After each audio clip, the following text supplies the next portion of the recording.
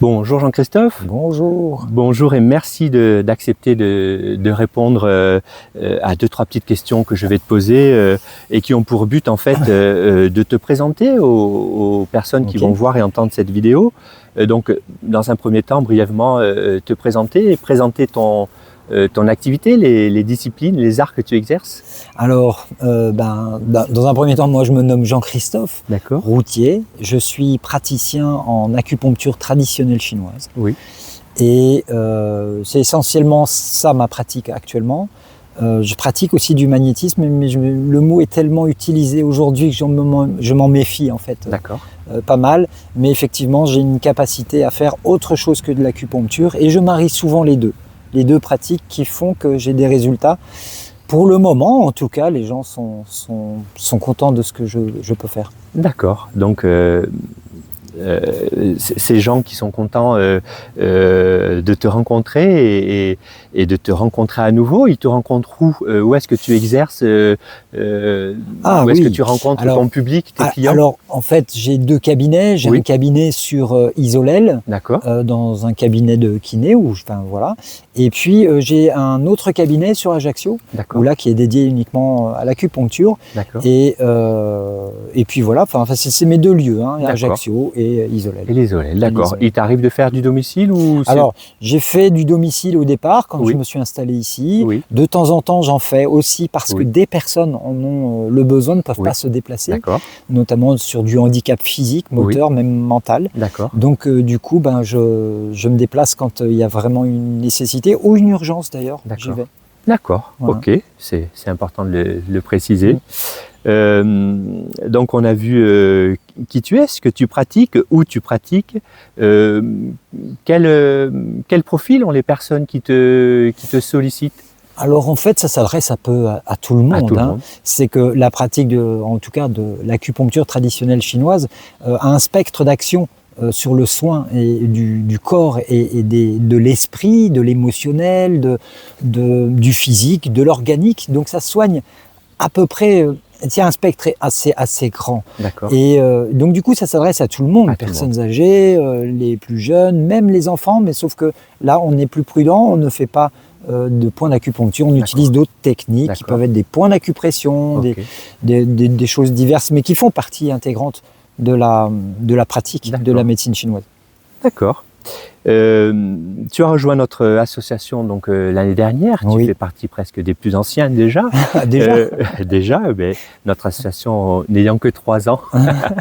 Donc tu acceptes de repartir avec nous pour une nouvelle aventure, donc une nouvelle journée bien-être et découverte.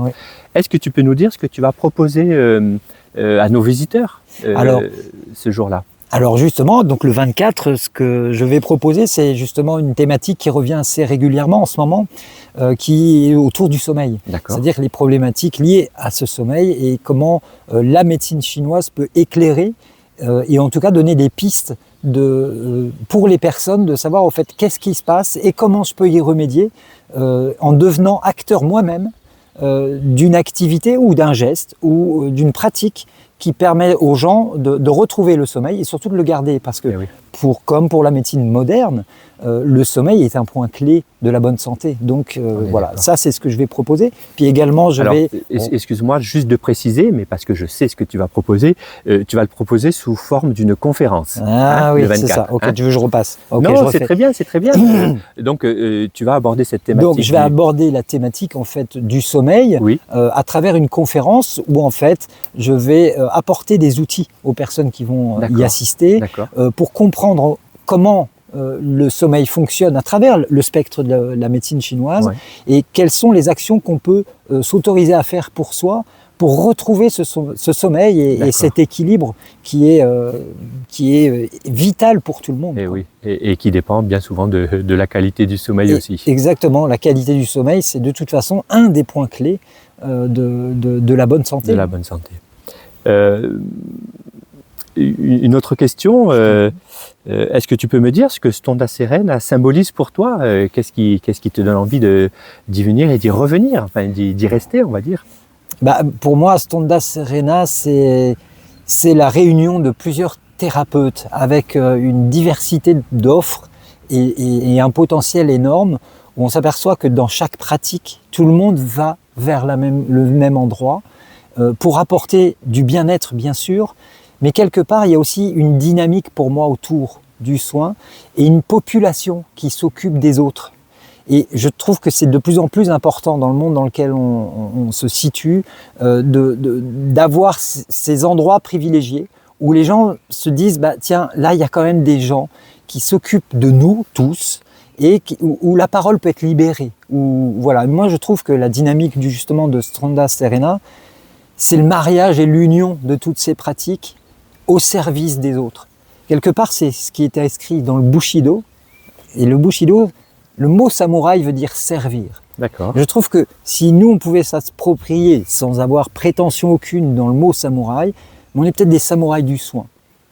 Oh, j'aime bien cette idée, elle me parle, elle résonne en moi en tout cas. Donc merci pour cet apport culturel et cette petite précision. Écoute, je crois qu'il ne me reste plus qu'à te remercier pour ton implication, ta présence, tes réponses.